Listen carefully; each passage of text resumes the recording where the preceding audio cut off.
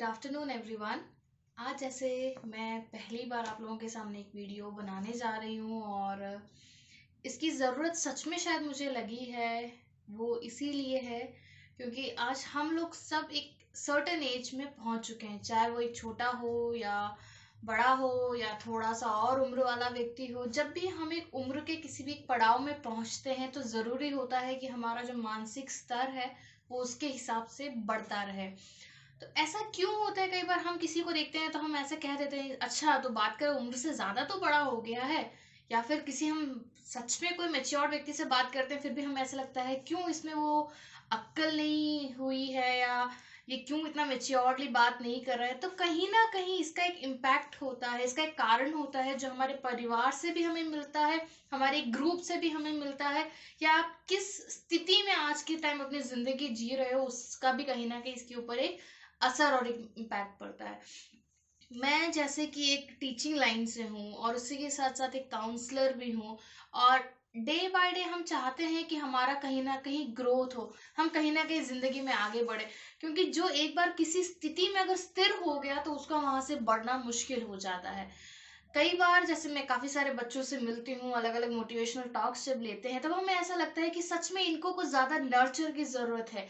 अभी भी ये अपनी उस स्थिति से बाहर नहीं निकले हैं जिस स्थिति में एक्चुअली इनको होना चाहिए था। तो उसका एक कारण होता है कि जो पारिवारिक संदेश जहां से मिलता है इनको, अभी भी कुछ बच्चों को जैसे वो अपनी एक एज के साथ बड़े होते हैं उनको कई बार उनको रिस्पॉन्सिबिलिटी नहीं दी जाती है। कई बार उनको कार्य वो बच्चे करने के लिए तैयार होते हैं लेकिन परिवार वाले बोलते हैं नहीं तुम अभी इतने बड़े नहीं हुए हो, तुम इस रिस्पॉन्सिबिलिटी को अपनी जिंदगी में ले नहीं सकते हो। तो ऐसा नहीं होना चाहिए। एक व्यक्ति जब अपने लेवल पर बढ़ने लग जाता है, छोटा बच्चा हम एक समय तक हम उसको खिलाते हैं, उसके बाद उसको चाहिए कि वो खुद खाने लगे। अगर वो 6 7 8 10 साल तक हम ही उसको खिलाते रहेंगे तो कहीं ना कहीं उसके बॉडी में भी वो विकास नहीं दिखेगा और उस बच्चे में भी वो एक ग्रोथ पैटर्न इम्प्रूव नहीं होगा। तो इसका एक कारण होता है कि माता पिता का एक बहुत ज्यादा कंसर्न एक बच्चे के लिए। लेकिन वो बच्चा भी क्या होता है, वो उस कंफर्ट जोन में काफी ज्यादा टिक चुका होता है, वो खुश होता है कि नहीं मुझे सब कुछ पका पका है हाथ में मिल रहा है, उसके साथ मुझे मुंह में भी रख के वो चीज मिल रहा है, तो वो अपनी उस जगह से वो बाहर नहीं निकलना चाहता है। लेकिन फिर क्या होता है, अगर यही वो बच्चा जब अपने दोस्तों के साथ मिलता है या फिर वो जब आगे पढ़ाई करने के लिए अपनी जगह से घर से बाहर जाता है, तब उसको लगता है कि मैं अपने और दोस्तों के मुकाबले में बहुत ज्यादा कमजोर हूँ, मुझमें उतनी डेवलपमेंट नहीं आई है। तो इसका सबसे पहले वो कारण कि कौन बना है, उस बच्चे की रुकावट के लिए कारण कौन बना है, उस माँ बाप का प्यार बना है, जिस उस माँ बाप के प्यार ने उसको कहीं ना कहीं अपने ग्रोथ के लिए पीछे खींचे। तो समय के अनुसार हमें बच्चों को या हर एक व्यक्ति को अपने कंडीशन में भी ढलना सिखाना जरूरी होता है।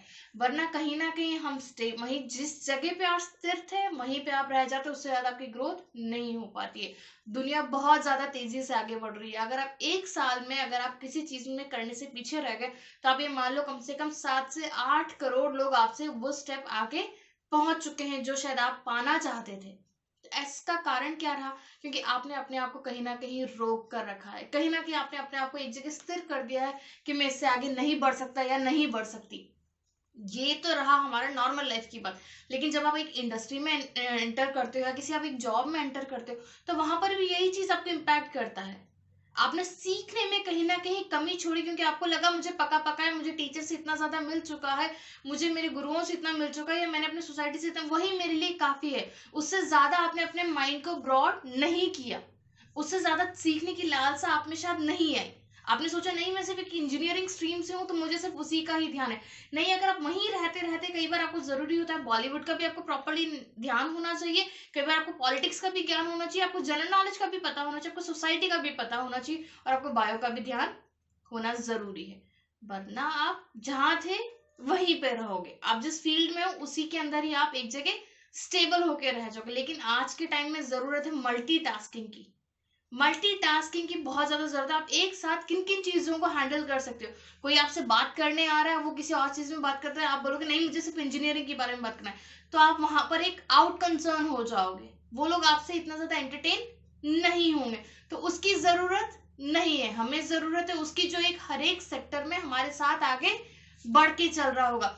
एक नया गैजेट जैसे ही फोन बाहर निकलता है तो हम चाहते हैं हमें उसके बारे में पता हो, उसके बारे में नॉलेज हो, तो हम हाथों हाथ सर्च करते हैं। लेकिन वही चीज अगर आप में उस चीज को जानने की लालसा होती तो आपको कहीं बाहर से जानने की पहले जरूरत नहीं पड़ती, आपके किसी और दोस्त से सुनने से पहले आपको उस चीज के बारे में नॉलेज हुआ होता, अगर जब आपका उस चीज की और इंटरेस्ट है।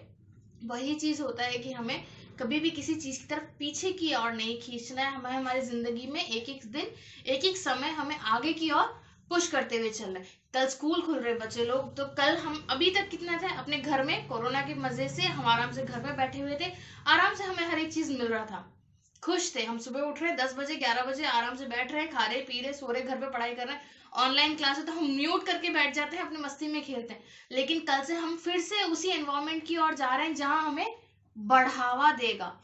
आप ये सोच रहे थे कि मैं आराम से कंसर्न में बैठा हूँ, लेकिन जिस कंफर्ट जोन में बैठा हूँ, हमें उस कंफर्ट जोन की जरूरत नहीं है, हमें उससे बाहर निकलकर हमें उस सीखने की जरूरत है। क्योंकि जब आप वहां पर पहुंचोगे तो ही आप नए चेहरे वापस आपसे मिलेंगे, तो ही आपके गुरुओं से आपको नई चीजें आपको सीखने को मिलेगी। तो आप एक बार निकलने के लिए रेडी हो जाइए, फिर रास्ते आपके लिए अपने आप खुलते रहेंगे। उन रास्तों पे चलने के लिए भी हम खुद तैयार रहें।